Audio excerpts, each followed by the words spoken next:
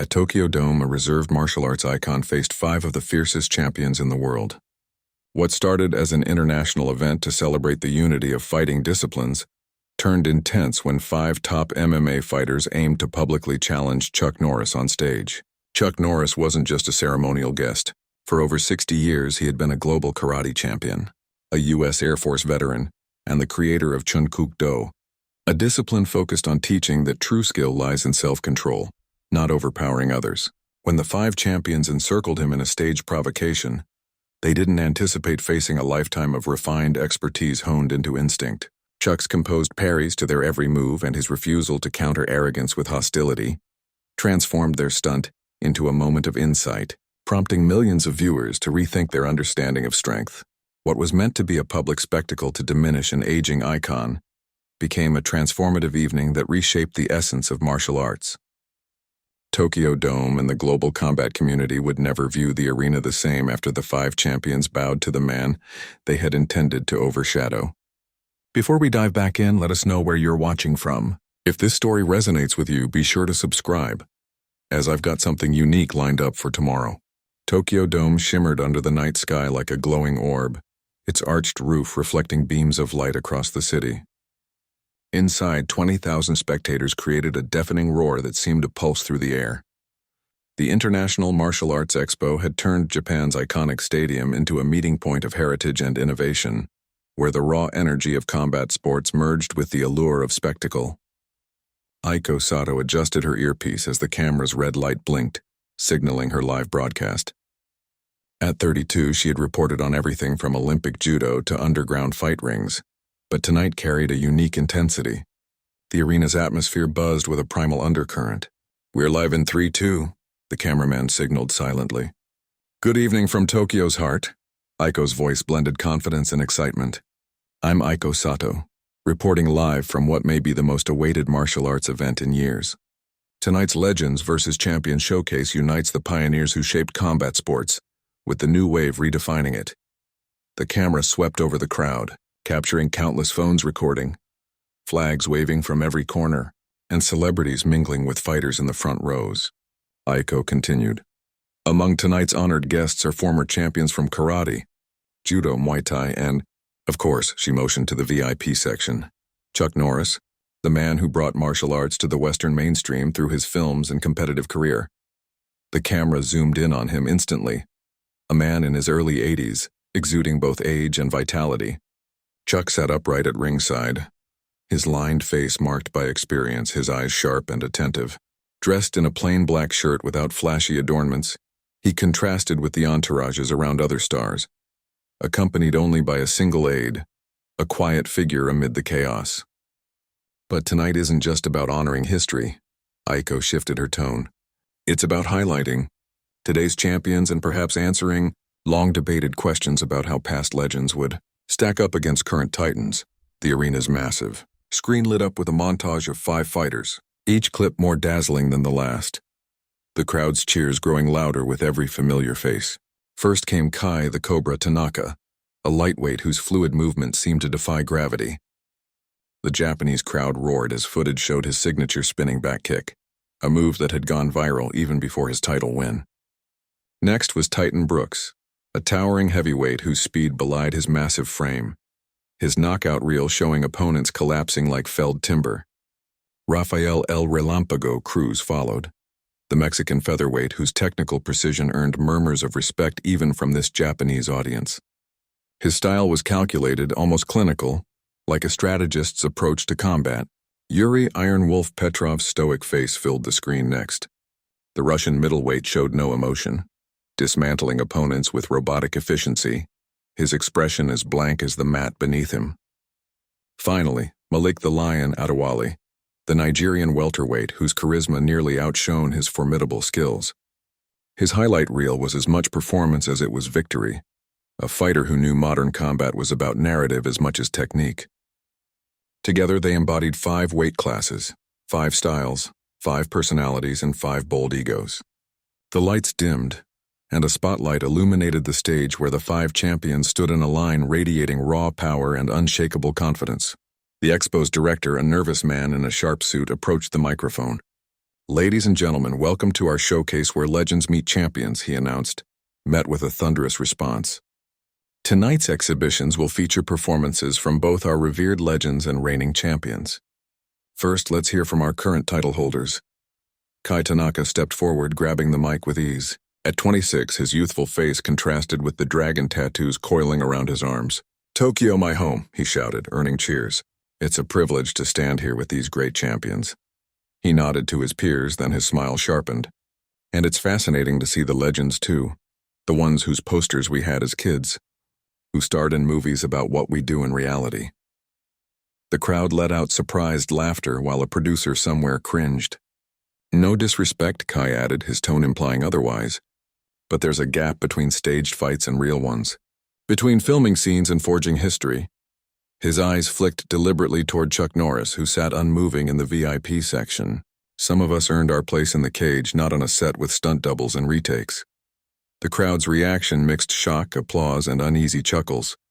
Titan Brooks took the mic next, his hulking frame dwarfing Kai. "What my friend means," his voice boomed, "is we're thankful for the trailblazers. They laid the groundwork." He paused, his grin revealing a predatory edge. "But let's be real, the sport has grown. What worked in the 70s and 80s wouldn't survive today. Legends are legends because they never faced fighters like us." The arena's mood shifted, the respectful showcase veering into uneasy territory. The director moved to reclaim the mic, but Rafael Cruz grabbed it first. "It's not about who'd win," he said, his English precise despite his accent. "It's about honoring the martial arts journey from tradition to today, from performance to competition." His diplomatic words clashed with the chill in his gaze. "But if we're speculating, yes, there's no comparison. Science, nutrition, training all have advanced. We build on their foundation, but we've climbed higher." Chuck Norris remained impassive in the front row, showing neither anger nor interest, just observing with eyes that absorbed everything without giving anything away. Yuri Petrov declined the mic, nodding in silent agreement with his peers, his silence somehow more dismissive than their words. Malik Adewale took the mic last, his magnetic presence commanding the stage. He stepped toward the legends section. "I grew up watching Chuck Norris movies," he said, his voice warm yet challenging. "Walker, Texas Ranger was my favorite as a kid in Lagos." The crowd murmured in appreciation, but Chuck's face stayed neutral. "I practiced his kicks in my mom's living room," Malik went on. "I admired him, still do." His tone shifted slightly. "But admiration doesn't mean ignoring reality. Those men were giants in a smaller world. We fight in a global arena they never faced." He turned to the crowd. "So yes, we honor the legends, but honoring doesn't mean pretending. We don't have to act like martial arts peaked in 1985. He laughed, and many in the crowd joined him. Malik handed the mic back to the flustered director, who tried to redirect the event. "Thank you, champions, for your insights. Now let's start the showcase with—" "Wait," Kai interrupted, stepping forward again. "I have an idea." The director hesitated, then reluctantly handed over the mic. "Why just talk?" Kai's eyes gleamed with mischief. "We have legends and champions here. The fans deserve more than speeches." The arena fell hushed. "Mr. Norris," Kai called out, addressing Chuck directly. "You're our honored guest, but I think the fans would be more honored to see what you can still do." He spread his arms. "Here now, for real." The 20,000 spectators seemed to hold their breath. Chuck remained seated, his face betraying nothing. If the challenge affected him, he didn't show it. "What do you say, legend?" Kai pressed, his grin sharpening. "One-round friendly exhibition. Show us if the myths hold up." In the press area, Aiko Sato leaned forward, sensing something unscripted and volatile. Her producer's voice buzzed in her earpiece, but she ignored it. The 5 champions formed a loose semicircle on stage, their body language revealing a coordinated provocation, not a spur-of-the-moment challenge. "Maybe he doesn't hear so well anymore," Titan Brooks stage whispered, loud enough for the mic to catch. A few uneasy laughs broke out. "Or maybe," Raphael added smoothly, "some legends are better left untested." Chuck still didn't react, the silence stretching uncomfortably. Then something shifted in the front row, not in Chuck's expression, which remained stoic, but in his presence. A slight shift in his posture carried more weight than all the champions' words. The director, sensing trouble, rushed forward. "Let's thank our champions and proceed." "No," A single word from Chuck Norris cut through the arena's noise like a blade. The crowd went silent. The champions exchanged glances. The director froze. Chuck stood slowly, unhurried, without posturing. At over 80, his movements were deliberate yet carried no trace of frailty. He didn't speak again immediately, instead locking eyes with each champion in turn, his gaze steady and unreadable. "You want to test legends," he said at last, his voice quiet but resonant. "But you've misunderstood what makes a legend." He stepped forward, waving off security's offer to assist him to the stage.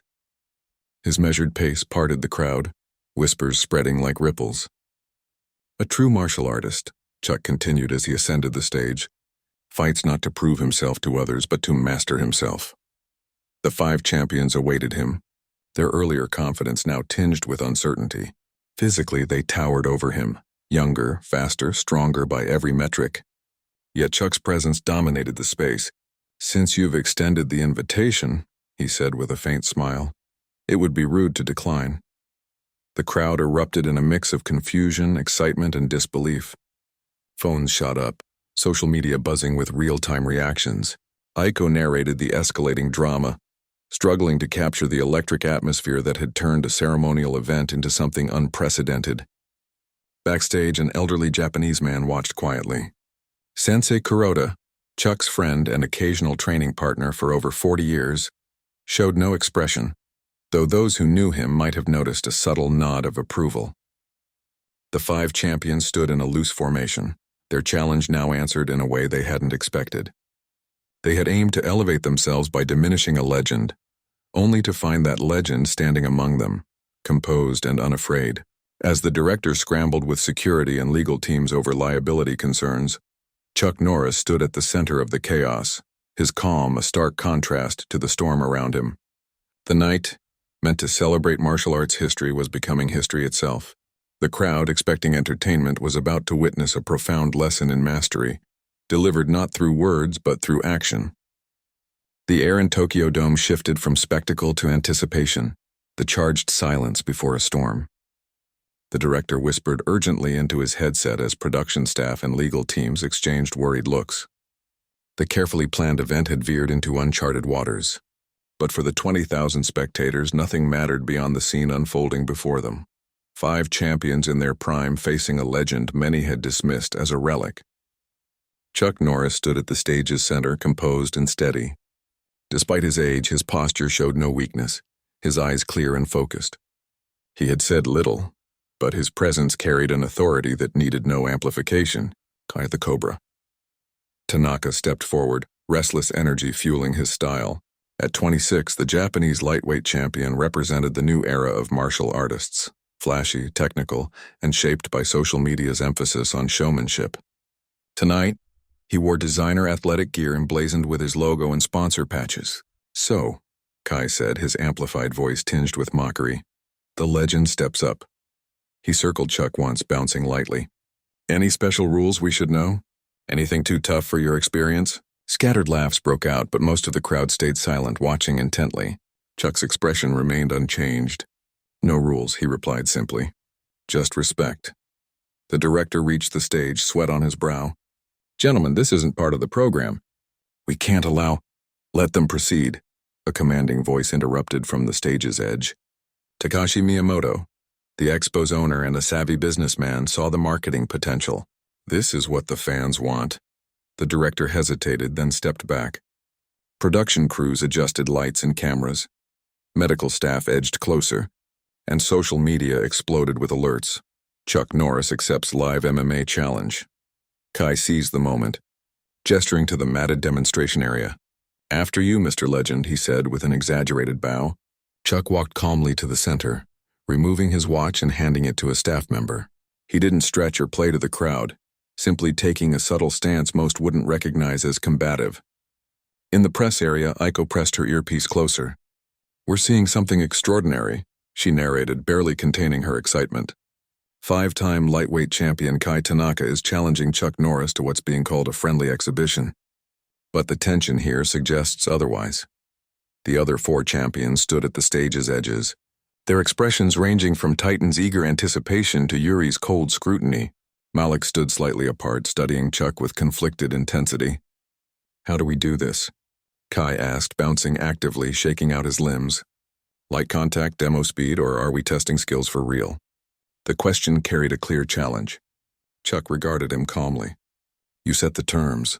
Kai's grin widened. He glanced at his peers in the crowd, playing to both. Telling this story took effort, so if you're enjoying it, subscribe to our channel. It means a lot. Now back to the action. He dropped into a fighting stance. Let's make it real. No choreography, no stunts, just fighting. A murmur spread through the arena. Even Titan looked briefly concerned at the escalation. Chuck nodded once. Remember, he said quietly, you chose this. Without warning, Kai lunged with a lightning-fast jab aimed at Chuck's midsection, a test delivered with speed that would make most opponents flinch. Chuck didn't move or retreat. His hand intercepted Kai's wrist with minimal motion, redirecting the strike harmlessly. Kai blinked but recovered, unleashing a jab cross-leg kick combo with champion-level speed and precision. Chuck's defense was almost effortless, redirecting rather than blocking, positioning himself where Kai's strikes couldn't land. The crowd's amazement grew. They had expected an old man to falter. Instead, they saw a masterclass in efficiency. Frustrated, Kai upped the ante with his signature spinning back kick, a move that had ended championships. It came with perfect form and real power. Chuck sidestepped with precise timing, the kick missing by inches. As Kai's momentum carried him forward, Chuck touched his shoulder lightly, just enough to disrupt his balance. Kai stumbled, caught himself, and turned with wide eyes, uncertainty flickering. Lucky dodge, he muttered, less convinced. No luck, Chuck replied softly. Just preparation meeting opportunity. Kai reset, his playfulness gone. He attacked with a furious barrage. Punches, elbows, knees, kicks from every angle designed to overwhelm. Yet Chuck remained untouched, moving with economy that defied his age, always just out of reach or where strikes lost power. The crowd's reaction shifted from curiosity to awe, phones capturing every moment. In the front row, Sensei Kuroda watched with a faint smile, recalling decades ago when he taught his American student that mastery was about distilling techniques to their core. Kai's frustration grew visible, his attacks turning wild, precision giving way to power, strategy to emotion. Fight back! He shouted, breathing heavily. I'm not here to fight, Chuck said evenly. I'm here to teach. Those words hit harder than any strike. Kai's face showed anger, embarrassment, and dawning respect. He launched a final desperate assault, a flying knee followed by a haymaker, technique replaced by a need to land one hit. Chuck stepped forward, not back, executing a simple hip deflection with perfect timing. Kai's momentum betrayed him, and he sprawled onto the mat. The arena went silent. Kai lay stunned, not hurt but shocked, handled like a child in a tantrum. Chuck stood unmoved, breathing evenly, showing neither triumph nor contempt. He extended a hand. Kai stared at it, pride battling respect. After a tense moment, he took it, and the crowd erupted in applause, not for bloodshed but for wisdom. As Chuck helped Kai up, he spoke quietly, for Kai alone. Speed means nothing without control. Control means nothing without purpose. Purpose means nothing without humility. Kai nodded, his expression complex, his worldview challenged. From the stage's edge, Titan Brooks stepped forward, his massive frame casting a shadow. Unlike Kai's playful challenge, Titans carried menace. Nice trick, he drawled into a mic. But speed games don't work against power. He cracked his knuckles theatrically. Let's see how redirection handles someone who can crush you. Sensei Kuroda shook his head slightly. The young always sought wisdom the hard way. Chuck faced the approaching heavyweight, his expression steady. The lesson was just beginning. 1 down, 4 to go, someone shouted, sparking excited murmurs. Aiko struggled to stay neutral. What we've just seen defies explanation, she reported. Kai Tanaka, one of MMA's fastest, couldn't touch Chuck Norris. Now Titan Brooks, who outweighs him by at least 100 pounds, steps up to continue this extraordinary challenge. The tension in Tokyo Dome surged. The first encounter tested speed versus control. The second would pit wisdom against power. Chuck stood calmly, his silence more powerful than any boast. Titan Brooks strode forward, his 6'6", 265-pound frame dwarfing Chuck. The contrast was stark, Chuck's unassuming presence against Titan's overwhelming physicality. The crowd's energy shifted. Titan's approach felt dangerous, his eyes cold with certainty. No fancy moves, Titan declared, neck cracking audibly. Just showing what happens when movies meet reality. Chuck stood steady, his stance neutral to casual eyes, but trained observers noted his subtle readiness. In the VIP section, acknowledges Chuck Norris as an early influence. Why lead the challenge? Chuck asked. Malik took a deep breath. It's easier to dismiss heroes than to live up to them, he said candidly. The arena hushed, the honesty shifting the mood to something intimate. I told myself what we do now is more real, that your era was just show. Easier than admitting I might not measure up. Chuck nodded. Legacy is heavy, especially alone. Yet you carry it effortlessly, Malik said. Not effortlessly, Chuck corrected. With practice. Malik settled into a stance, a blend of modern and traditional. I need to know, he said quietly. For myself. Chuck mirrored his stance, their exchange a dialogue, not a fight. Malik's attacks asked questions of authenticity. Chuck's responses validated without negating. It looked like a dance transcending style and era. Malik's performance fell away, revealing raw sincerity, a sequence from his childhood mimicking Chuck. Chuck completed it, offering moves Malik couldn't have known. The moment hit Malik emotionally, reconnecting with his pure love for martial arts. He stepped back, eyes revealing revelation. All these years chasing what I already had, he said. The path forward sometimes means going back, Chuck replied. Malik knelt, a gesture of respect, not defeat. The arena murmured in shock. Raphael knelt next, then Yuri, Titan, and finally Kai, their pride yielding to respect. 5 champions knelt before Chuck, who hadn't thrown a punch. The crowd watched in silence, cameras capturing an iconic image. Aiko struggled to speak. What began as confrontation has become a ceremony of recognition. Chuck helped Malik up. True strength doesn't need to proclaim itself. He assisted each champion, transforming submission into respect. Fighting is easy, Chuck said to them in the crowd. Mastery takes a lifetime, recognizing the journey never ends. Martial arts isn't about being stronger or faster, but better than yesterday, not better than others. Sensei Kuroda nodded, satisfied. The lesson was delivered through experience. Malik addressed the crowd. We thought we'd prove something. Instead, we learned how much we have to learn. The applause swelled, not for violence but transformation. Aiko said, what started as confrontation became a passing of wisdom.